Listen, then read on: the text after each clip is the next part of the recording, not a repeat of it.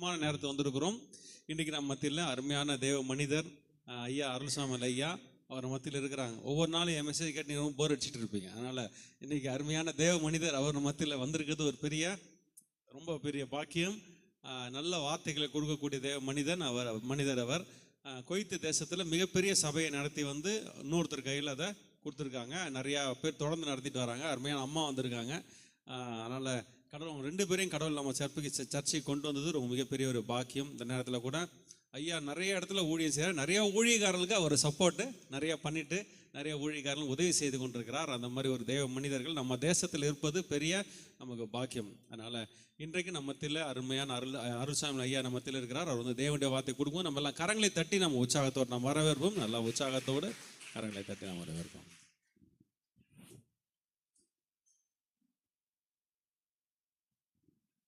Thank you.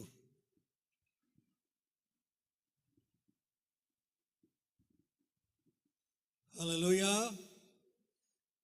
Hallelujah. ஆண்டவராகிய இயேசு கிறிஸ்துவின் இனி நாமத்தில் உங்கள் யாவருக்கும் என் அன்பின் வாழ்த்துக்களை தெரிவித்துக் கொள்கிறேன். கர்த்தர் நல்லவர், அவர் கிருபை என்றும் உள்ளது. கர்த்தருடைய கிருபை நம்மோடு கூட ஒவ்வொரு நாளும் இருப்பதனால தான் இந்த நாளிலும் கர்த்தருடைய சமூகத்தில் நாம் வந்து தேவனை துதித்து ஆராதித்து அவரை தொழுது கொள்ள தேவன் நமக்கு கிருபை செய்திருக்கிறார். அல்லேலூயா.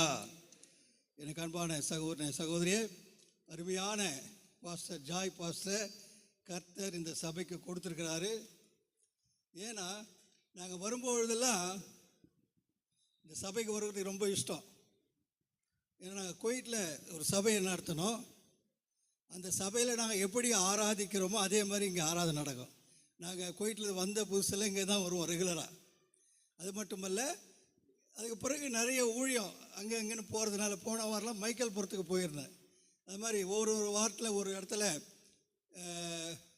போகிறதுனாலும் அடிக்கடி நான் சென்னைக்கு போயிருந்தனாலும் இந்த ஆராதனை ரெகுலராக நம்ம கலந்து கொள்ள முடியல. ஆனாலும் இன்றைக்கு நாங்கள் இந்த ஆராதனை கலந்து கொண்டு கர்த்தரை எங்களோடு துதித்து மகிமைப்படுத்த தேவன் கொடுத்த இந்த கிருபைக்காக தேவனுக்கு நன்றி செலுத்துகிறேன். ஹல்லேலூயா.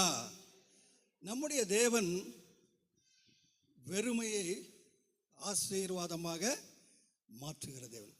நம்முடைய வாழ்க்கையில் வெறுமை இருக்குமையானால் அந்த வெறுமையை தேவன் என்ன பண்ணுவாரா? நீக்குவார். நம்முடைய வாழ்க்கையிலிருந்து நீக்குகிற நம்முடைய தேவன். எனக்கு அன்பான சகோதரிகளே, இன்றைய நாட்களிலே அநேகம் பேருடைய வாழ்க்கையில் வெறுமையோடு வாழ்ந்து கொண்டிருக்கிறோம்.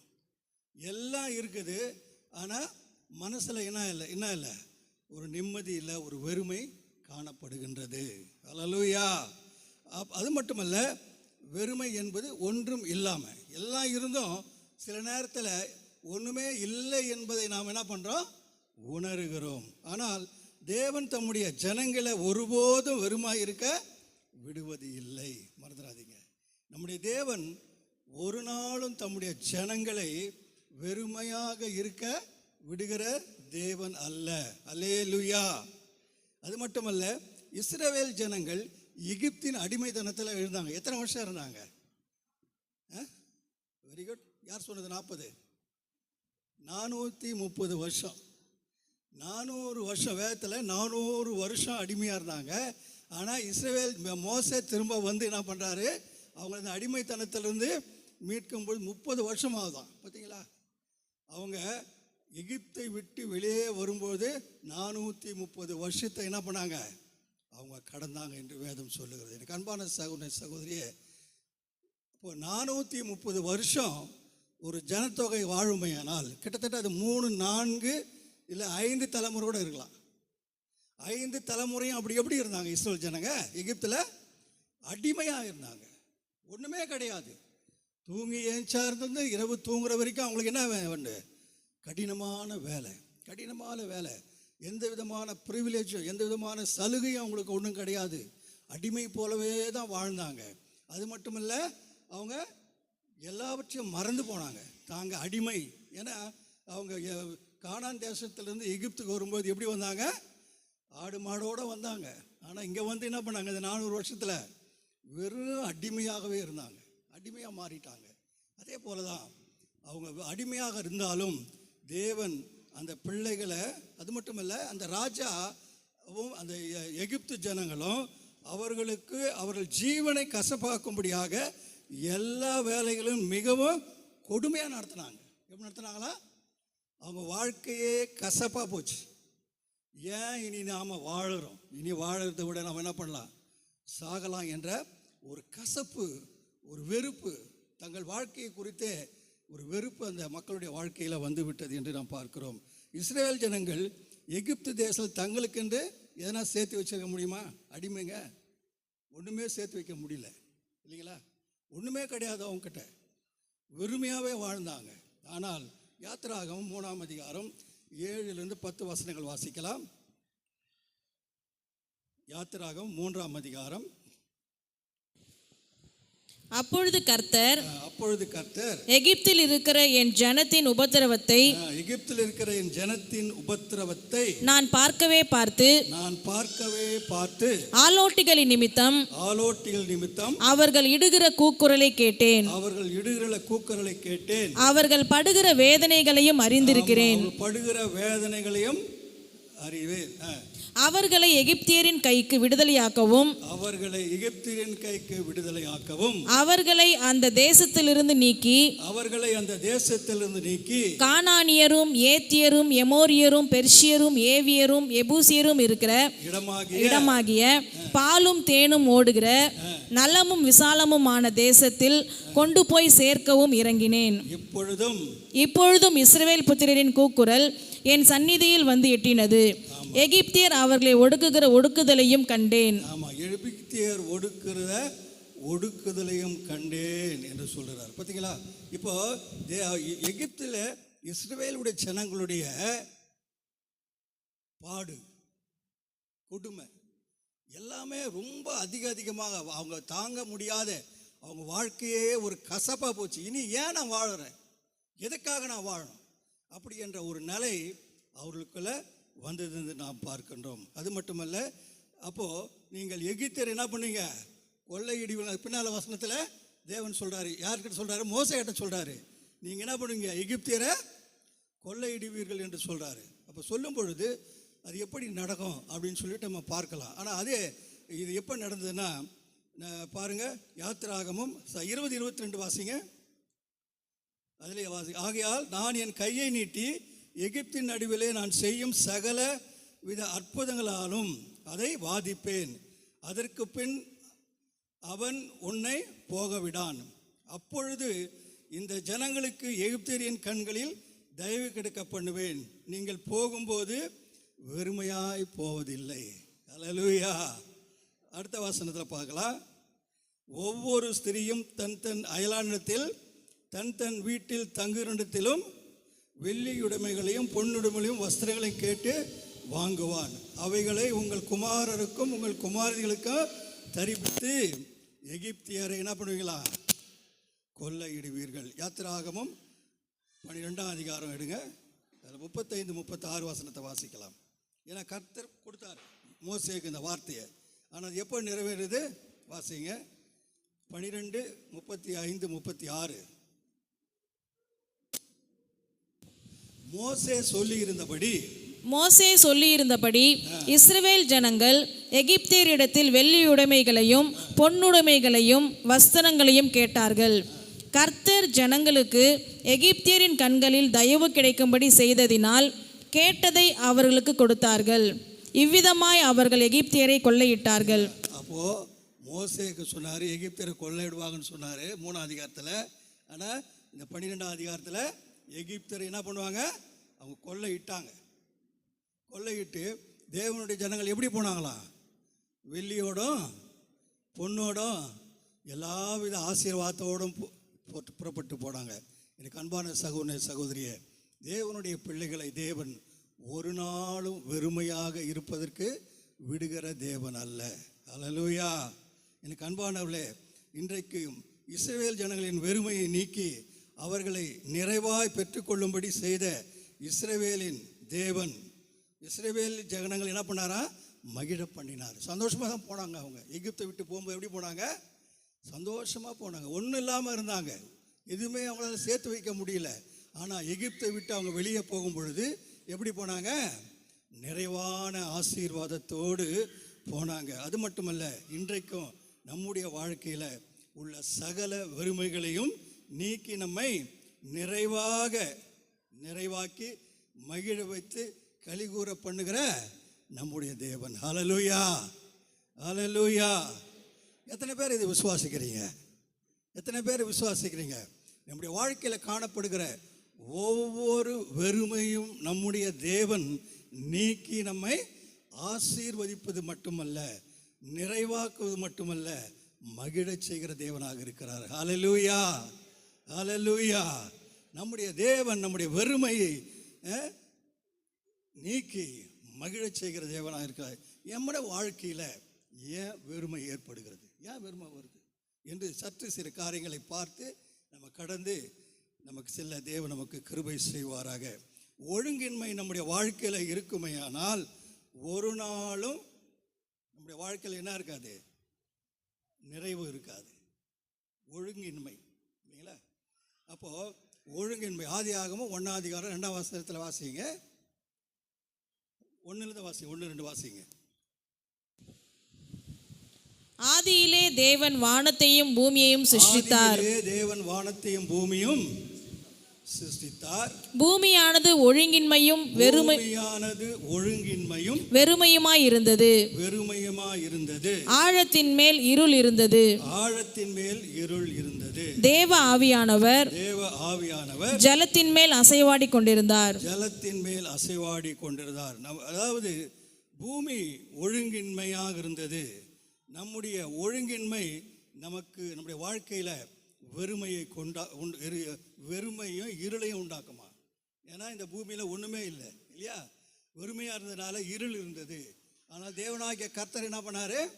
எல்லாவற்றையும் அதன் மூலமாக படைத்தார். அதே போல் நம்முடைய வாழ்க்கையில் கூட ஒழுக்கம் இல்லை என்றால், சில காரியத்தில் நம்ம ஒழுங்காக இருக்க வேண்டும் என்று தேவனுடைய வார்த்தை நமக்கு சொல்லுகிறது. அதில் நாம் ஒழுக்கம் இல்லை என்றால் நம்முடைய வாழ்க்கையில் வெறுமை உண்டாகும் என்பதை மறந்துவிடக்கூடாது.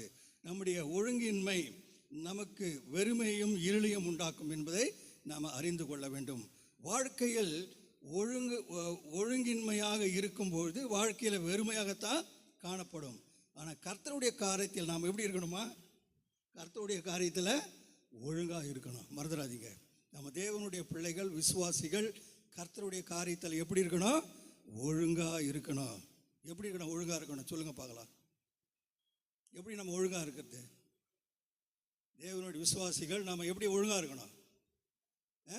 சொல்லுங்கள், தெரிஞ்சவங்க சொல்லுங்கள். நான் மட்டும் பேசக்கூடாது, நீங்களும் பேசுங்க. ஒழுங்காக இருக்கிறேன் அப்படின்னு சொல்கிறதுக்கு என்ன அர்த்தம்? ஜபத்தில் இருக்கணும் இல்லையா? முதல் நமக்கு என்ன உண்டு? ஜபம். அடுத்ததாக நம்ம எப்படி என்ன இருக்கணும்? வேத வாசிக்கணும். அது மட்டுமல்ல, கர்த்தருக்கென்று நேரத்தை கொடுக்கணும். எத்தனை பேர் இன்னைக்கு காலையில் எழுந்துச்சு நாம் கர்த்தருக்கென்று குறைஞ்சபட்சம் ஒரு 1/2 மணி நேரம் வச்சுக்குவோம். ரொம்ப நேரம் வேணாம், 1/2 மணி நேரம் நான் கர்த்தருடைய சமூகத்தில் நான் இருந்தேன் அப்படி எத்தனை பேர் நம்ம சொல்ல முடியும்? Right, very good. கர்த்தர் உங்களை ஆசீர்வதிப்பார். இருக்கணும். காலையில் அதிகாலையில் எழுந்திருக்கணும். அதிகாலையில் எழுந்துங்க. 4:30 மணிக்கெல்லாம் எழுந்துருங்க. 5 மணிக்கு எழுந்துருங்க. கர்த்தருடைய சமூகத்தில் நானாக காலையில் எழுந்திடுவேன். ஆண்டவரை எழுப்புவார். 4:30 மணிக்கெல்லாம் தூக்கம் வராது. 4 மணிக்கு 3:30 மணிக்கெல்லாம் எழுந்திருப்பேன் சில நேரத்தில். ஆனாலும் அந்த நேரத்தில் குறைஞ்சபட்சம் 3 பாட்டு பாடுவேன். எத்தனை பாட்டு? 3 பாட்டு பாடுவேன். இன்றைக்கி காலையில் கூட 3 பாட்டு 4 பாட்டு பாடினேன் இன்றைக்கி. ஏன்னா ஏன் சொல்கிறேன்? பெருமைக்கு சொல்லலை. நம்ம கர்த்தருடைய பிள்ளைகள் கர்த்தரை துதிக்க வேண்டும். அதுக்காக நம்ம முதல்ல படைச்சிருக்கிறாரு. நம்ம ஒழுங்காக இருக்கணும்னா தேவனுடைய காரியத்தில் நாம் ஒழுங்காக இருக்கணும், கடைப்பிடிக்கணும், கீழ்ப்படியணும். அப்பொழுதுதான் கர்த்தருடைய ஆசீர்வாதம் நமக்கு உண்டாகும். அதாவது ஜபிக்க வேண்டும். இன்றைக்கு நாங்கள் சின்னதுலலாம் எங்கள் சர்ச், இப்போ கூட எங்கள் நத்தவடி சர்ச்செலாம் பாய் தான் போட்டிருக்கிறாங்க. எல்லாம் கீழே வயசானவங்க தான் என்ன பண்ணுவாங்க, மேலே மற்றவங்களாம் முட்டி போடணும், முட்டி தான் போடணும். ஜெபிக்கணும்னா என்ன பண்ணணும்? முட்டி போடணும். நான் வாலிபத்துலலாம் நல்லா 1 மணி நேரம் முட்டி போட்டே ஜெபிப்பேன். ஆனால் இப்போலாம் 10 நிமிஷம், ஏன்னா 70 வயசுக்கு மேலே ஆகிப்போச்சு. அதனால் 10 நிமிஷம் முட்டி போட்டு ஜெபிச்சா என்ன ஆகுது? முட்டி வலி வந்துடுது. பார்த்தீங்களா? அதனால் எவ்வளோ குடிமான வரைக்கும் நம்ம எவ்வளோ நம்ம கர்த்தருடைய சமூகத்தில் முட்டி போட்டு ஜெபிக்க கற்றுக்கொள்ள வேண்டும். ஜெபிங்க, முட்டி போட்டு ஜெபிங்க. முட்டி போட முடியலனா கவலையே படாதீங்க, கர்த்தர் நம்மளுக்கு கோச்சிக்க மாட்டார். ஆனால் முட்டி போட்டு கண்டிப்பாக நாம் ஜெபிக்க வேண்டும். அது மட்டுமல்ல, வேதத்தை ஒழுங்காக வாசிங்க, ஒழுங்காக வாசிங்க. அது மட்டுமல்ல, ஒவ்வொரு நாளும் நம்ம என்ன பண்ணுமா, நம்ம வேத பகுதி இருக்கோம், ஆனாலும் சங்கீதம் 34, சங்கீதம் 91 இது ரெண்டும் டெய்லி வாசிங்க, வாசிங்க. உன்னதமானவர் மறைவில் இருக்கிறவன். ஆமாம், இப்போ சர்வ வல்லோடைய நிழலில் நம்ம இருக்கணும்னா கர்த்தருடைய வார்த்தையை நம்ம என்ன பண்ணோம், வாசிக்கணும்.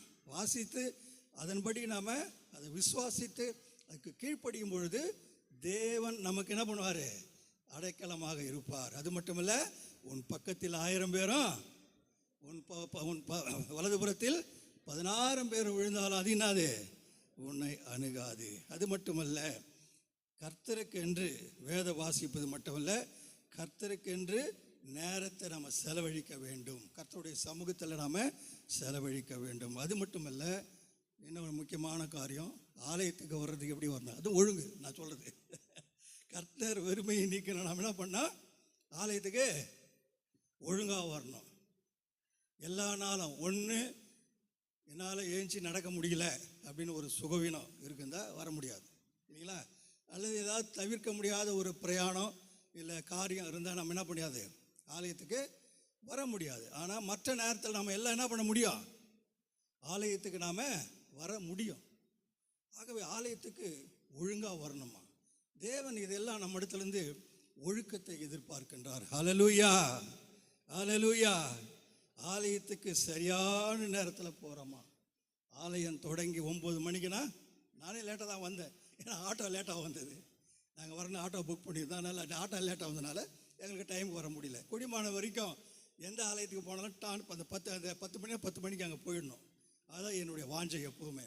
அதே போல் நாம் கூட இதெல்லாம் ஒழுங்கு, கர்த்தர் நமக்காக தேவனுடைய பிள்ளைகளுக்காக வைத்திருக்கிற இது ஒழுங்கு, மறந்துடாதீங்க. இந்த ஒழுங்கில் நாம் இருக்கும் பொழுது கர்த்தர் நம்முடைய ஒழுங்கை என்ன பண்ணுவாரா, பார்ப்பார். பார்த்து நம்முடைய வெறுமையை நீக்குவார். அது மட்டுமல்ல, முழங்கால் படியிட்டு ஜெபிக்க வேண்டும் என்று சொல்லி நம்ம பார்த்தோம். அது மட்டுமல்ல, சாலமோன் ராஜா 2 நாளாகவும் 6:13 அதை பார்க்கும்பொழுது சாலமோன் முழங்கால் படியிட்டு ஜெபித்ததை பார்க்கிறோம். எஸ்ரா 9:5 பார்க்கும்பொழுது எஸ்ரா முழங்கால் படியிட்டு ஜெபித்ததை பார்க்கிறோம். மத்தேயு 17, 14, 15 பார்க்கும் பொழுது இயேசு கிறிஸ்து சீஷர்கள் என்ன பண்ணுறாங்க, முழங்கால் படியிட்டு ஜெபிக்கிறாங்க. தானியேல் 6:10 பார்க்கும் பொழுது தானியேல் ஒவ்வொரு நாளும் 3 வேளையும் இஸ்ரவேல் தேசத்துக்கு நேராக தன் ஜன்னலிட பலகணியை திறந்து முழங்கால் படிக்கிட்டு என்ன பண்ணாரா, தேவனை நோக்கி ஜெபித்தாரா. ஹல்லேலூயா, ஹல்லேலூயா. அதாவது சில நேரத்தில் தேவனுடைய பிள்ளைகள் செய்ய மறந்த காரியத்தை பிசாசு பிடிச்சிட்டான். அதெல்லாம் நமக்கு தெரியறதில்லை. தேவனுடைய பிள்ளைகள் தேவனுடைய கட்டளை சொல்கிறாரு, சாலமோன் சொல்கிறாரு, இந்த ஆலயத்துக்கு நேராக யாரெல்லாம் கண்களை ஏறெடுத்து ஜெபிக்கிறார்களோ அவர்களுக்கு நீர் என்ன பண்ணோம், கண்டிப்பாக பதில் கொடுக்கணும்னு சாலமோன் ஜெபிக்கிறாரு. அப்போ நாமெல்லாம் எந்த நோக்கி ஜெபிக்கணும், தேவனுடைய ஆலயம் எங்கே இருக்குது, இஸ்ரவேலில் இருக்குது இல்லைங்களா. இது இஸ்ரவேல் ஜனங்கள் எங்கே இருந்தாலும் அந்த தேவனுடைய ஆலயம் எங்கே இருக்குதோ அதை நோக்கி ஜெபிப்பாங்களாம். ஆனால் இன்றைக்கு யார் ஜெபிக்கிறாங்க சொல்லுங்கள் பார்க்கலாம், தெரிஞ்சவங்க சொல்லுங்கள், தெரியலன்னா சொல்கிறேன். நம்முடைய இஸ்லாமிய சகோதரர்கள் எங்கே ஜெபிக்கிறாங்க, நீங்கள் எங்கே தான் இருந்தாலும் சரி அவங்களுடைய நோக்கம் எங்கே இருக்கும், வடமேற்கு நோக்கி இருக்கும். ஏன்னா அங்கே தான் எங்கே இருக்குது, சவுதி அரேபியா என்ன இருக்குது, அந்த மெக்கா மெதினா உள்ள அந்த இது இருக்குது சரிங்களா. அவங்க அதை நோக்கி இன்னும் அப்படி தான் ஜெயிப்பாங்க. நீங்கள் எந்த மாஸ்க்கு போனாலும் அவங்க தொழுகிறது எல்லாமே வடக்கு நோக்கி தான் இருக்கும், வடக்கு நோக்கி. இது தேவன் இஸ்ரவேல் ஜனங்களுக்கு கொடுத்த ஒரு கட்டளையாக இருந்தது. சாலமோன் சொல்கிறாரு, இந்த தேவாலயத்தை நோக்கி எங்கே இருந்தாலும் சரி, எந்த தேசத்தில் இருந்தாலும் சரி, இந்த ஆலயத்தை நோக்கி கூப்பிடுகிற, கையெடுக்கிற, கண்ணீர் எடுக்கிற ஒவ்வொரு மக்களுக்கும் நீ என்ன பண்ணோம், பதில் கொடுக்க வேண்டும் என்று சொல்லுகிறாரு. அதே போல் யாரெல்லாம் இஸ்ரவேல் ஜனங்கள் இன்றைக்கும் அந்த அந்த யூத ஜனங்கள் மட்டும் இன்றைக்கும் அந்த எருசலேமில் அப்படி தான் ஜெபிக்கிறாங்க. ஆனால் நாமெல்லாம் அதை மறந்துட்டோம். அது யார் எடுத்துட்டாங்க? இஸ்லாமியர்கள் எடுத்துட்டாங்க. அதே போல தான் தேவனுடைய பிள்ளைகள் நம்ம எப்பொழுதும் கர்த்தருடைய சமூகத்தில் நம்ம எங்கே இருந்தாலும் சரி தேவனுடைய சமூகத்தை நோக்கி நம்ம ஜெபிக்கும் பொழுது தேவன் நிச்சயமாக நம்முடைய வெறுமை என்ன பண்ணுவாரா? மாற்றுவார். மார்க்கு 1:40 ஒரு குஷ்டரோகி இயேசுவின் இடத்துல வரான். வந்து என்ன பண்ணுறான்? ஆண்டவரே உமக்கு சித்தமாக இருந்தா என்னை சுத்தமாக்குன்னு சொல்கிறான். இது மத்தேயு 8 இருக்குது இல்லைங்களா? அப்போது அவனுடைய வாழ்க்கையில் ஒன்றும் இல்லை. ஆனால் அந்த வந்து என்ன பண்ணுறான்? அவன் இயேசு அந்த வசனத்தை வாசிங்க. மார்க்கு 1:40. அப்பொழுது குஷ்டரோகி ஒருவன் அவரிடத்தில் வந்து அவர் முன்பாக முழங்கால் படியிட்டு, உமக்கு சித்தமானால் என்னை சுத்தமாக்க உம்மால் ஆகும் என்று வேண்டிக் கொண்டான். ஆமாம், ஒரு குஷ்டரோகி வரான். ஆண்டவரிடத்தில் என்ன பண்ணுறான்? தன்னுடைய வாழ்க்கையை, தன் வெறுமையை ஆண்டவரிடத்தில் அவன் சொல்கிறான். இல்லைங்களா? நான் குஷ்டரோகமாக இருக்கிறான், ஆண்டவரே உமக்கு சித்தமாக இருந்தால் நீ என்ன பண்ண என்ன சுத்தமாக்கும் என்று சொன்ன. அடுத்த வசனத்தில் பார்க்கும் பொழுது எனக்கு சித்தம் உண்டு இயேசு மனதுருகினார். அல்லேலூயா. மனதுருகி கையை நீட்டி அவனை தொட்டு எனக்கு சித்தம் உண்டு நீ சுத்தமாக என்றாராம். எனக்கு அன்பான சகோதர சகோதரியே, நம்முடைய தேவன் சர்வத்தையும் படைத்த தேவன். நம்முடைய தேவன் அண்ட சராசரிகளை படைத்தது மட்டுமல்ல, எல்லா தேவர்களுக்கும் மேலான தேவன். ஹல்லேலூயா. இதை மறந்துடாதீங்க. நம்முடைய தேவன் எல்லா தேவர்களுக்கும் மேலான தேவனாக இருக்கிறார். ஆகவே நாம் அவரிடத்தில் முழங்கால் படியிட்டு ஜெபிக்கும் பொழுது, அதாவது கிரமமாக ஒவ்வொரு நாளும் வேதத்தை வாசித்து தியானித்து ஜெபிக்கும் பொழுது நம்முடைய வாழ்க்கையில் காணப்படுகிற வெறுமைகளை என்ன பண்ணுவாரா? அவர் நீக்குவார். லூக்கா 22:39 39:40 பார்க்கும் பொழுது இயேசு கூட முழங்கால் படிட்டு ஜெபித்தார் இல்லைங்களா? கெத்செமனே தோட்டத்தில் போய் இயேசு முழங்கால் படிட்டு ஜெபித்தார். இன்றைக்கும் அந்த இடம் இஸ்ரவேல் தேசத்தில் இருக்கிறது. அது ஒரு 3 ஒலிவ மரங்கள் இருக்குது அந்த இடத்துல, ஒரு தோட்டம். அந்த தோட்டத்தில் அங்கே கல் பாறைகள்லாம் வச்சுருக்கிறாங்க, அடையாளமாக வச்சுருக்கிறாங்க, அவ்வளோதான். அங்கே யார் போனாலும் சரி, விசிட்டர்ஸ் போனாலும் அங்கே அந்த இடத்துல இயேசு ஜெபித்தார் என்று சொல்லி என்ன பண்ணுறாங்க? எழுதி வைத்திருக்கிறாங்க. நான் கடவுள் அங்கே இடத்துல போய் அந்த இடத்த பார்க்க கடவுள் எனக்கும் எங்கள் குடும்பத்தை ஒரு கிருபை செய்தார். நாங்கள் போய் பார்த்தோம். ஏதாவது போனவங்களாம் என்ன பண்ணுறாங்களா? அந்த மரத்தில் இருக்கிறது ஏதாவது இலையை பறிக்கிறது, அதனுடைய பட்டைகளை உரிக்கிறது, இப்படிலாம் பண்ணனால என்ன பண்ணிட்டாங்க? அதை ஃபென்ஸ் போட்டு வச்சுருக்கிறாங்க. பார்த்தீங்களா? அந்த இடம் இயேசு முழங்கால் படியிட்ட ஜெபம் இன்றைக்கும் இஸ்ரவேல் தேசத்தில் இருக்குது. இதாவே இந்த பாத்திரம், உமக்கு சித்தமான இந்த பாத்திரம் என்னை விட்டு நீங்க கூடுமானால் நீங்கபடி செய்யும் என்று ஜெபித்தார். இயேசு முழங்கால் படியிட்டு ஜெபித்தார் என்று நாம் பார்க்கின்றோம். நம்முடைய வாழ்க்கையில் கூட இயேசு கிறிஸ்து நமக்கு எல்லாவற்றிலும் முன்மாதிரியாக இருக்கிறார். நம்ம முழங்கால் படியிட்டு நம்ம ஒழுங்காக ஜெபிக்க வேண்டும். அது தேவன் நமக்கு கொடுத்த ஒரு கட்டளை, மறந்துடாதீங்க. முழங்கால் படியிட்டு ஜெபிக்கிற ஜெபத்துக்கு என்ன உண்டு? ஒரு விசேஷித்த வல்லமை உண்டு. ஹல்லேலூயா, ஹல்லேலூயா. சங்கீதம் 95:6 பார்க்கிறோம். சங்கீதம் 95:6 நம்மை உண்டாக்கின கர்த்தருக்கு முன்பாக நாம் பணிந்து குனிந்து முழங்கால் படியிட கடவோம் வாருங்கள். பார்த்தீங்களா? சங்கீதக்காரனே சொல்றாரு, நம்ம உண்டாக்கின, வாசிங்க அந்த வசனத்தை, நம்மை உண்டாக்கின கர்த்தருக்கு முன்பாக என்ன பண்ணுமா? நாம் பணிந்து குனிந்து முழங்கால் படியிட கடவோம் வாருங்கள். அப்போ கர்த்தருடைய சமூகத்தில் நம்ம கூடியமான வரைக்கும் முழங்கால் படியிடுவோம். முழங்கால் வயசானவங்களாம் பரவாயில்ல, இல்லை முட்டி வலி இல்லை ஏதாவது பிரச்சனை இருந்ததுன்னா பரவாயில்ல, கர்த்தர் கோச்சிக்க மாட்டார். ஆனால் முழங்கால் படிக்கிற யாராக இருந்தாலும் சரி, கர்த்தருடைய சமூகத்தில் நம்ம முழங்கால் படியிடுவோம். அது மட்டுமல்ல, இயேசு இல்லாதபடியால் வெறுமை, இயேசு ஒருத்தருடைய வாழ்க்கையில் இல்லைன்னா வெறுமை வரும், மறந்துடாதீங்க. இயேசுவின் வார்த்தைக்கு கீழ்ப்படியும் போது வெறுமை நீங்கும். பார்த்தீங்களா?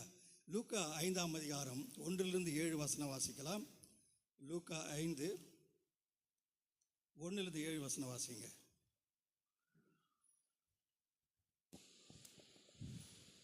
பின்பு அவர் கனேசரேத் கடல் அருகே நின்றபோது திரளான ஜனங்கள் தேவ வசனத்தை கேட்கும்படி அவரிடத்தில் நெருங்கினார்கள். அப்பொழுது கடற்கரையிலே நின்ற 2 படவுகளை கண்டார். மீன் பிடிக்கிறவர்கள் அவைகளை விட்டிறங்கி வலைகளை அலசி கொண்டிருந்தார்கள். அப்பொழுது அந்த படவுகளில் ஒன்றில் ஏறினார். அது சீமோனுடையதாய் இருந்தது. அதை கரையிலிருந்து சற்றே தள்ளும்படி அவனை கேட்டுக்கொண்டு அந்த படவில் உட்கார்ந்து ஜனங்களுக்கு போதகம் பண்ணினார். அவர் போதகம் பண்ணி முடித்த பின்பு சீமோனை நோக்கி, ஆழத்திலே தள்ளி கொண்டு போய் மீன் பிடிக்கும்படி உங்கள் வலைகளை போடுங்கள் என்றார். அதற்கு சீமோன், ஐயரே, முழுவதும் நாங்கள் பிரயாசப்பட்டும் ஒன்றும் அகப்படவில்லை. ஆகிலும் உம்முடைய வார்த்தையின்படியே வலையை போடுகிறேன் என்றான். அந்தபடியே அவர்கள் செய்து தங்கள் வலை கிழிந்து போகத்தக்கதாக மிகுதியான மீன்களை பிடித்தார்கள். அப்பொழுது மற்ற படவில் இருந்த கூட்டாளிகள் வந்து தங்களுக்கு உதவி செய்யும்படிக்கு சைகை காட்டினார்கள். போதுங்க. இப்போ நமக்கு தெரியும், ஆண்டவராகிய இயேசு கிறிஸ்து என்ன பண்ணுறாரு, கடற்கரை ஓரமாக போகும்பொழுது அங்கே பேதுரு என்ன பண்ணார், அவரோட கூட்டாளிகளும் வலைகளை அலசி கொண்டு இருந்தாங்க. எப்படி என்ன பண்ணாங்க, வலைகளை அலசி கொண்டு இருந்தார்கள். அப்பொழுது இயேசு என்ன சொல்கிறாரு, அப்பா கொஞ்சம் என்ன பண்ண, படகை கொஞ்சம் தள்ளு, நான் என்ன பண்ணோம், ஜனங்களுக்கு போதகம் செய்ய வேண்டும் என்று சொல்லி அதில் ஏறி போதகம் பண்ணுறாரு. போதகம் முடிஞ்ச உடனே பேதுகிட்ட சொல்கிறாரு, என்ன சொல்கிறாரு, போய் மீன் பிடி, உள்ளே போய் மீன் பிடிப்பான்னு சொல்கிறாரு இல்லையா. அப்பொழுது பேதுரு சொல்கிறாரு, ஐயரே, நாங்கள் என்ன பண்ணோம், முழுவதும் நாங்கள் பிரயாசப்பட்டோம், ஒரு மீன் கூட எங்களுக்கு என்ன இல்லை, அகப்படலை. ஏன்னா கண்டிப்பாக யாருக்கு தெரியும், மீனவர்களுக்கு எங்கெங்கே எந்த இடத்துல என்ன மீன் இருக்குன்னு சொல்லிட்டு கடல் அவங்களுக்கு நல்லாவே தெரியும். இதை அவங்க எல்லாம் தெரிந்து வைத்திருப்பார்கள். ஆனால் பேதுரே சொல்கிறான், ஐயா, நாங்கள் முழுவதும் என்ன பண்ணுறோம், வலைகளை போட்டோம், மீன் ஒன்று கூட அகப்படலை. அதே போல் என்னுடைய மருமகன் scientist, central government scientist, marine என்வைரன்மெண்ட்டில்.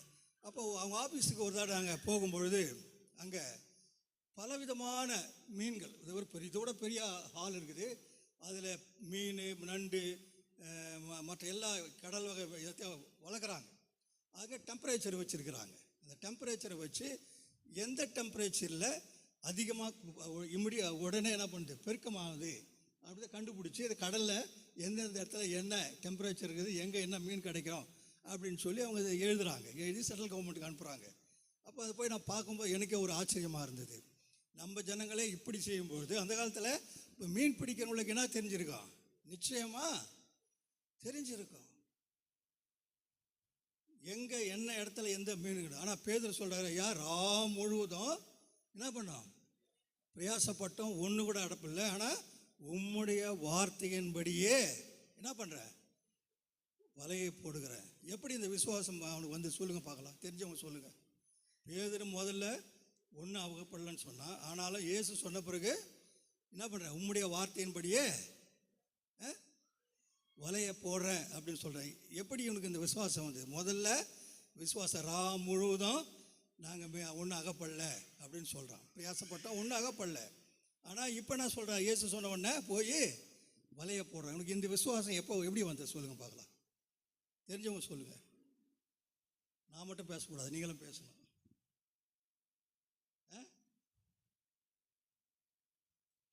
அந்த படவுல இயேசு ஏறி என்ன பண்ணுறாரு, ஜனங்களுக்கு பிரசங்கம் பண்ணினார். என்னது, இயேசுனுடைய வார்த்தை, அவர் தேவன் மக்களுக்கு சொன்ன அந்த வார்த்தை இந்த பேதுருடைய வாழ்க்கையில் வெறுமையாக ஒன்றும் இல்லாத இருந்த மீன் ஒன்றுமே இல்லை, முழுதும் பிரயாசப்பட்டோம், ஒன்றுமே அகப்படாத வெறுமையாக இருந்தான். ஆனால் இயேசுவின் வார்த்தையை கேட்டான், அவன் வாழ்க்கையில் அவன் உள்ளத்தில் என்ன வந்தது, விசுவாசம் வந்தது. விசுவாசம் வந்தது. கர்த்தருடைய வார்த்தை நம்முடைய வாழ்க்கையில் விசுவாசத்தை வர்த்திக்க பண்ணும். கர்த்தருடைய வார்த்தை நம்முடைய வாழ்க்கையில் அற்புதத்தை செய்யும். கர்த்தருடைய வார்த்தை நம்முடைய வாழ்க்கையில் அதிசயத்தை செய்யும். மறந்துடாதீங்க எனக்கு அன்பான சகோதரி சகோதரியே, கர்த்தருடைய வார்த்தைக்கு நாம் கீழ்ப்படிய வேண்டும். கர்த்தருடைய வார்த்தையை வாசிக்க வேண்டும், அதற்கு கீழ்ப்படிய வேண்டும், அதை தியானிக்க வேண்டும், அதன்படியே நம்ம செய்ய முற்பட வேண்டும். யாரெல்லாம் இப்படி செய்கிறார்களோ அவருடைய வாழ்க்கையில் வெறுமை நீங்கும். பார்த்தீங்களா, பேதுரு ஒன்றுமில்லப்பான்னு சொல்லி வெறுமையாக இருந்தான். ஆனால் இயேசுவின் வார்த்தையை விசுவாசத்தினால உம்முடைய வார்த்தையின்படியே போய் விசுவாசத்தை போட்டான். திரளான மீன்களை 2 படகு, எத்தனை படகு? 2 படகு நிரம்பத்தக்கதான மீன்களை பிடித்தார்கள். அதே போல் கெட்ட குமாரனை பார்க்குறோம். கெட்ட குமாரன் நல்ல குமாரன் அவன். கெட்ட குமாரன் வாழ்க்கையில் பார்க்குறோம். அப்பா கூட இருக்கும்போது ரொம்ப ஜாலியாக இருந்தார், எல்லாத்தையும் அனுபவிச்சார், போனார், வந்தார். சொத்தை பிரிச்சுட்டு எங்கே போகிறாரு? தூர தேசத்துக்கு போய் என்ன பண்ணிட்டாரு? ஒன்றுமில்லாமல் போயிட்டாரு. பார்த்தீங்களா, ஒன்றுமில்லாமல் போனதை அவன் உணர்றான். எங்கள் அப்பா வீட்டில் இருக்கிற வேலைக்காரங்கள்லாம் வயிறு திருப்தியாக சாப்பிட்றாங்க, நானும் இந்த பன்றிகள் தின்னும் தவிட்ட கூட என்னால் என்ன பண்ண முடியல, சாப்பிட முடியாத ஒரு வெறுமையில் நான் இருக்கிறேன். ஆனால் நான் திரும்பி எங்கே போவேன்? என்னுடைய தகப்பன் வீட்டுக்கு நான் போவேன் என்று சொல்லி எங்கே போகிறான்? திரும்பி அவன் வரும்பொழுது அவனுடைய தகப்பன் அவனுக்காக காத்திருக்கிறது மட்டுமல்ல, அவன் வாழ்க்கையில் என்னென்ன வெறுமை காணப்பட்டதோ அவன் எல்லாவற்றையும் அவன் நிறைவாக பெற்றுக்கொண்டானான். எனக்கு அன்பான சகோதரியே, நம்முடைய வாழ்க்கையில் கூட வெறுமை காணப்படுமையானால் எதற்காக நம்முடைய வாழ்க்கையில் ஆசீர்வாத குறைவு, வெறுமை காணப்படுது என்று சொல்லி நம்மை நாமே ஆராய்ந்து பார்த்து கர்த்தரிடத்தில் திரும்பி வரும் பொழுது கர்த்தர் நம்முடைய வாழ்க்கையில் காணப்படுகிற வெறுமைகள் எல்லாவற்றையும் என்ன பண்ணுவாரா? நிறைவாக ஆக்குவார். ஹல்லேலூயா. ரூத்தின் புஸ்தகம் 1ஆம் அதிகாரம் 21ஆம் வசனம் எடுத்தவங்க வாசிங்க. ரூத்து 1:21.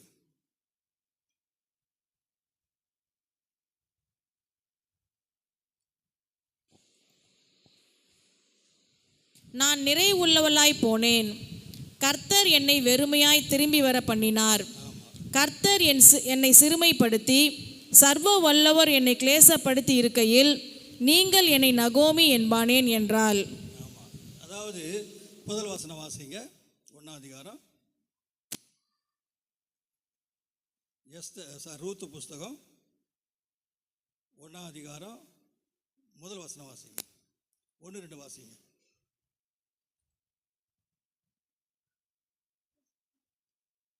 எடுத்து வாசிங்க. அதிபதிகள் நியாயம் விசாரித்து வரும் நாட்களில் தேசத்திலே பஞ்சம் உண்டாயிற்று. அப்பொழுது யூதாவில் உள்ள பெத்லகேம் ஊரானாகிய ஒரு மனுஷன் தன் மனைவியோடும் 2 குமாரரோடும் கூட மோவாப் தேசத்திலே போய் சஞ்சரித்தான். அவன் எங்கே போனானா? எங்கே போகிறான்? வாசிங்க, முதல்ல வாசிங்க, 2ஆம் வசனம் வாசிங்க. நியாயாதிபதிகள் நியாயம் விசாரித்து வரும் நாட்களில் தேசத்திலே பஞ்சம் உண்டாயிற்று. அப்பொழுது யூதாவில் உள்ள பெத்லகேம் ஊரானாகிய ஒரு மனுஷன் தன் மனைவியோடும் 2 குமாரரோடும் கூட மோவாப் தேசத்திலே போய் சஞ்சரித்தான். பெத்லகேம் ஊர் என்பது என்னதுங்க? அப்பத்தின் வீடு, ஆசீர்வாதமான வீடு. பெத்லகேம் இன்றைக்கும் இஸ்ரேல் தேசத்தில் பெத்லகேம் பட்டணம் இருக்குது. இயேசு கிறிஸ்து பிறந்த அந்த இடம் இருக்குது. அங்கே போனவங்களாம் அதை பார்க்கலாம். பெத்லகேம் என்பது ஆசீர்வதிக்கப்பட்ட ஒரு வீடு, அப்பத்தின் வீடு. எல்லாம் அங்கே நிறைவாக இருக்கும். ஆனாலும் அங்கே ஒரு பஞ்சம் வந்ததுனால இவன் என்ன பண்ணிட்டான்? எங்கே போயிட்டான்? மோவாபு தேசம். எதுங்க? சாபத்தின் தேசம், சாபத்தின் வீடு. அந்த ஆசீர்வாத அப்பத்தின் வீட்டிலேருந்து எங்கே போகிறாரு இவர்? சாபத்தின் வீட்டுக்கு போகிறாரு. அங்கே போய் இந்த நகோமிக்கு 2 புருஷன் இறந்து போகிறான், 2 பிள்ளைகளை இறந்து போகிறாங்க. அப்போ வெறுமையாக என்ன பண்ணுறாவ? மீண்டுமாக எங்கே வரா? திரும்பி வரா. திரும்பி பெத்லகேமுக்கு வரும்பொழுது தான் ரூத் அவளோடு கூட வந்து அந்த ரூத்தின் மூலமாக தான் ஆண்டவராக இயேசு கிறிஸ்து பிறக்கிறாரு. பார்த்தீங்களா எப்படி ஏற்பட்ட ஆசீர்வாதம்? பார்த்தீங்களா? அப்போது அப்பத்தின் வீடாகிய எருசலேமை விட்டு வெளியே யாரெல்லாம் போகிறாங்களோ, தேவனுடைய ஆலயமாகிய வீட்டிலிருந்து யாரெல்லாம் வெளியே போகிறாங்களோ அவங்களுக்கு என்ன இல்லை? ஆசீர்வாதம் கிடையாது. நாம் எந்த சபைக்கு வருகிறோமோ இந்த சபையில் நாம் கடைசி வரை சரியாக வரணும். இந்த சபையில் வந்தோம், கடைசி வரைக்கும் இந்த சபையில் நாம் ஒரு தூணாக இருக்கணும். சும்மா வந்தோம் போனோன்னு இருக்கக்கூடாது. எப்படி இருக்கணும்? ஒவ்வொருவரும் ஒவ்வொரு சபைக்கு நாம் எப்படி இருக்கணும்? தூணாக இருங்க. அதுதான் முறை. நாம் ஒவ்வொருவரும் நம்முடைய ஒவ்வொரு சபைக்கும் நாம் தூண் என்பதை மறந்துவிடக்கூடாது. அப்போது சபைக்கு நம்ம தூணாக இருக்கும் பொழுது இந்த தூண் மேலே என்ன பண்ணோம்? சபை கட்டப்படும். கட்டப்பட்டது மட்டுமில்ல, இந்த கட்டடத்துக்குள்ளாக அநேக ஆத்துமாக்கள் என்ன பண்ணுவாங்க? வந்து தேவனை தரிசிப்பார்கள், விசுவாசிப்பார்கள், ஏற்றுக்கொள்வார்கள். அது மட்டுமல்ல, ரட்சிக்கப்படுவார்கள், அபிஷேகம் பெறுவார்கள். ஆகவே நாம் கூட எப்பொழுதும் கர்த்தருடைய ஆலயமாகிய வீட்டில் நம்ம எப்பொழுதும் உறுதியாக இருக்கணுமா, மறந்துடாதீங்க. நம்ம நிலைத்து நிற்க வேண்டும் என்று தேவன் நம்மிடத்திலிருந்து எதிர்பார்க்கின்றார். அப்போ ரூத்துக்கு ஒன்றுமில்லாமல் வெறுமையாக திரும்பி வந்த அவருடைய வாழ்க்கையில தான் என்ன பண்ண ஆண்டவர் ஆசீர்வாதத்தை உண்டாக்கின. நகோமியுடைய வாழ்க்கையில் ரூத்து மூலமா இயேசு கிறிஸ்து இந்த உலகத்தில் இரட்சகராக பிறந்தார். இது ஒரு பெரிய ஆசீர்வாதம் இல்லையா? நகோமுடைய வாழ்க்கையில் அவருடைய சந்நிதியில் இல்லைங்களா, ரூத்து மூலமாக இயேசு அந்த வழியில் இயேசு கிறிஸ்து பிறந்தார். ஆகவே இயேசு இல்லாத எந்த இடத்திலும் என்ன இல்லை? ஆசீர்வாதம் இல்லை. எல்லா இடத்திலும் வெறுமை என்பதை நம்ம மறந்து விடக்கூடாது. இப்போது பேதுரு முதலாவது இடம் கொடுத்தார் இல்லையா? வெறுமை எல்லாத்தையும் என்ன பண்ணாரு? நீக்கினார். நீதிமொழிகள் 23:26 வாசிக்கும் பொழுது பார்க்கலாம். நீதிமொழிகள் 23:26.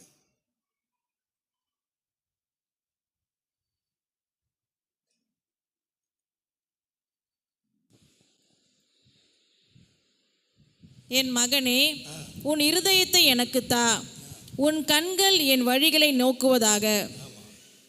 நம்ம இருதயத்தை எப்பொழுது கர்த்தருக்கு கொடுங்க. எப்பொழுது நம்ம நம்முடைய கண்கள் அவருடைய வழியை நோக்கும் பொழுது நம்முடைய வாழ்க்கையில் நிறைவான ஆசீர்வாதத்தை தேவன் நமக்கு தருவார் என்பதில் சந்தேகம் இல்லை. வேண்டாத காரியங்களை நம்முடைய இருதயத்தை விட்டு அகற்றிவிட்டு இயேசுவுக்கு நாம் இடம் கொடுக்கும் பொழுது நம்முடைய வாழ்க்கையில் வெறுமை என்பது நீங்கி போகும். ஹல்லேலூயா! வெறுமையே வராதுங்க. இயேசுவுக்கு இடம் கொடுப்புங்க. முதல்ல வெறுமையாக இருக்கிறோமா இல்லையான்னு பார்ப்போமாக. இயேசுவின் வார்த்தைக்கு நம்ம கீழ்ப்படியும் பொழுது வெறுமை நீங்கும். பேதுரு இயேசு சொன்னார், படகை தள்ளி போய் போட்டு என்ன பண்ண மீன் பிடின்னு சொன்னார். அவன் கீழ்ப்படிந்தான் இல்லைங்களா?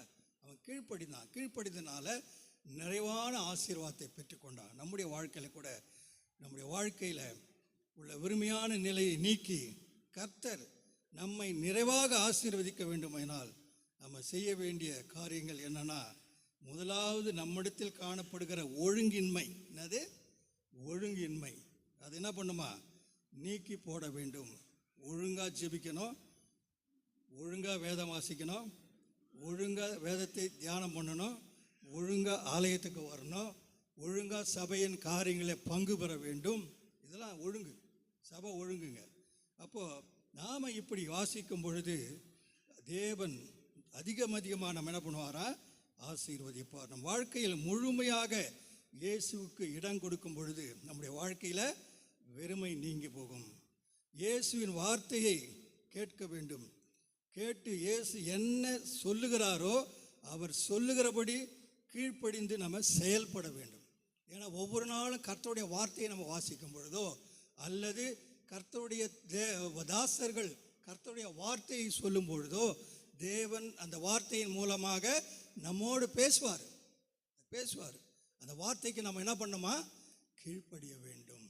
கீழ்ப்படியும் பொழுது நம்முடைய வாழ்க்கையில் காணப்படுகிற வெறுமைகளை தேவன் எடுத்து போடுவார். அப்படி செயல்படும் பொழுது கர்த்தர் நம்முடைய வாழ்க்கையில் உள்ள குறைவுகளை எல்லாம் முழுமையாக நீக்கி போட்டு நிறைவான நன்மைகளை கொடுத்து ஆசீர்வதித்து மகிழ்ந்து களி கூற பண்ணுவார். அல்லேலூயா! பார்த்தீங்களா? தேவன் நம்முடைய வாழ்க்கையில் வெறுமையெல்லாம் நீக்கி சந்தோஷம், சமாதானம், ஆசீர்வாதம், எப்படி ஏற்பட்ட ஆசீர்வாத குறைவாக இருந்தாலும் சரி, நம்முடைய தேவனால் செய்யக்கூடாத அதிசயமான காரியம் ஒன்றுமே இல்லை. அவர் செய்வார்.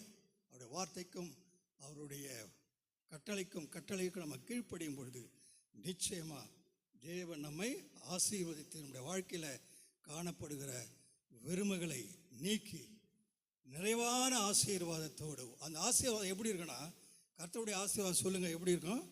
அமுக்கி குலுக்கி சரிந்து விழும்படியான ஆசீர்வாதம். மறந்துடாதீங்க. இப்படி தான் நம்முடைய தேவன் நமக்கு ஆசீர்வாதத்தை கொடுப்பாரு. எப்படி கொடுப்பாருன்னு நினச்சி நம்ம பார்த்துக்கணும். சும்மா அப்படி போகிறதில்ல. கர்த்தரிடத்தில் ஜெபிங்க, கேளுங்க. அப்பொழுது உங்கள் சந்தோஷம் நிறைவாக இருக்கும்படி பெற்றுக்கொள்வோம். வாழ்க்கையில் என்ன குறை இருக்குது, என்ன வெறுமை இருக்குது, ஆண்டவரிடத்தில் கேட்போம். நிச்சயமாக இந்த நாளில் தேவன் நிச்சயமான நம்ம வாழ்க்கையில் காணப்படுகிற வெறுமைகள், அது என்ன வெறுமையாக இருந்தாலும் சரி, என்ன குறைவாக இருந்தாலும் சரி, எப்படியேற்பட்ட போராட்டம் இருந்தாலும் சரி, பிரச்சனைகள் இருந்தாலும் சரி, ஆசீர்வாத குறைவு இருந்தாலும் சரி, எல்லாவற்றையும் நீக்கி போட்டு தேவன் நம்மை நிறைவான ஆசீர்வாதத்தோடு நம்மை அனுப்புவார். கண்களை மூடுவோமா? கண்களை மூடுவோமா?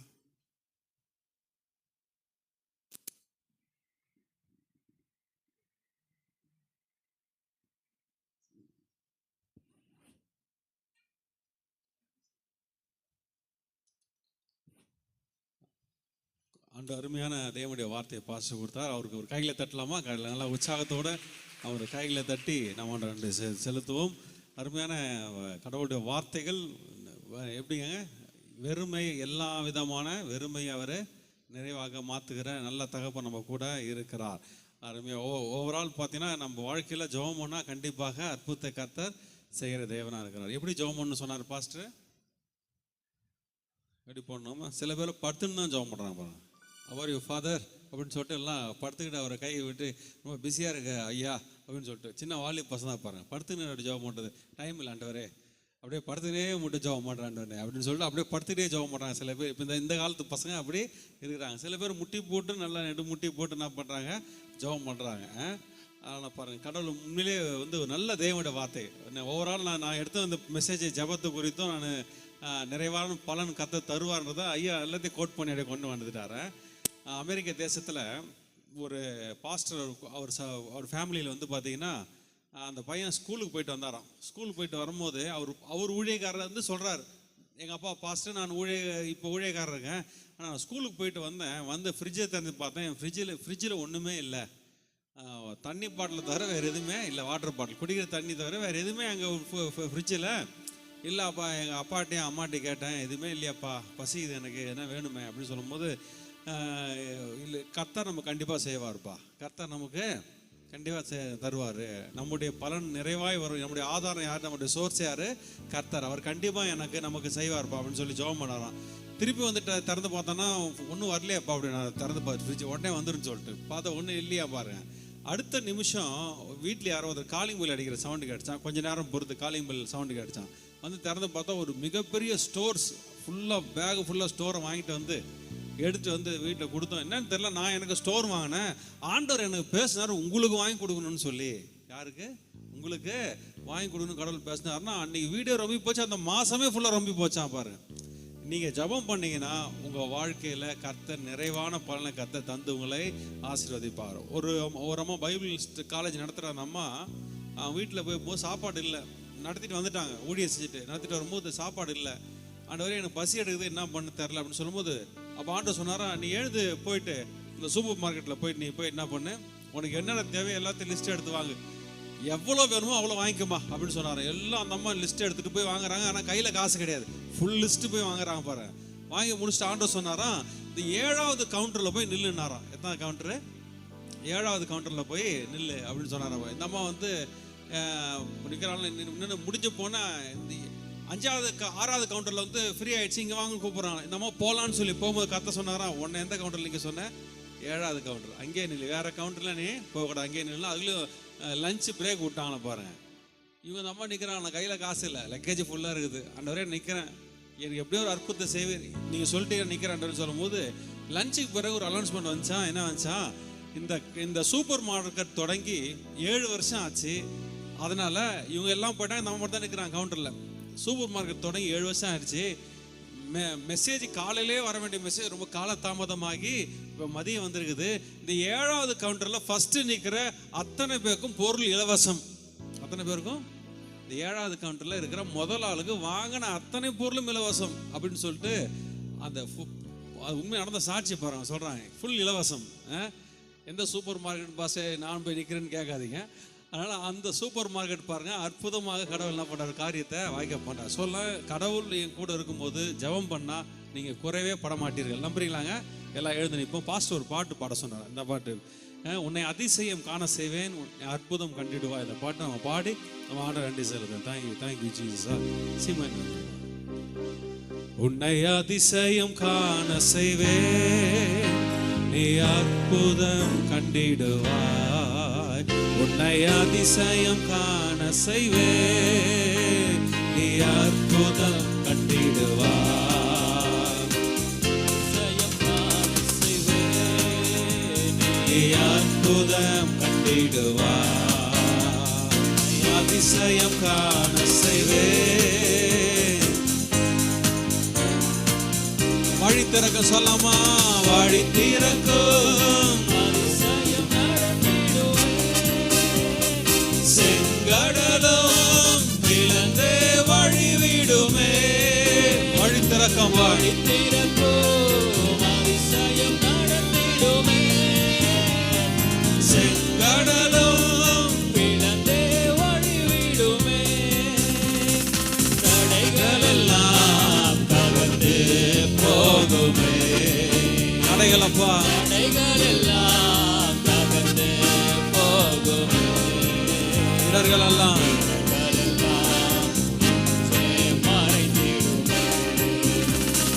தடைகள் எல்லாம் தகர்ந்து போகுமே. இடர்கள் எல்லாம் மறைந்திடுமே.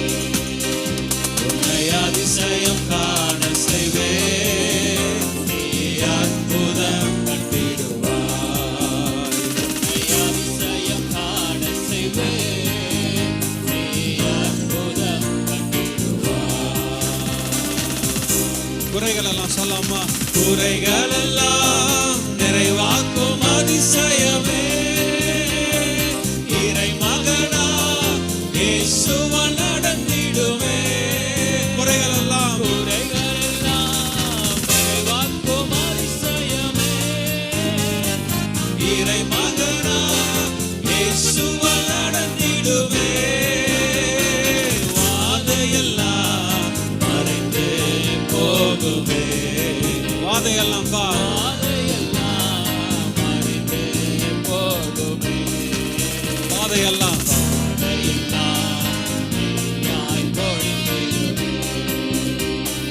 வாதையெல்லாம் மறைந்து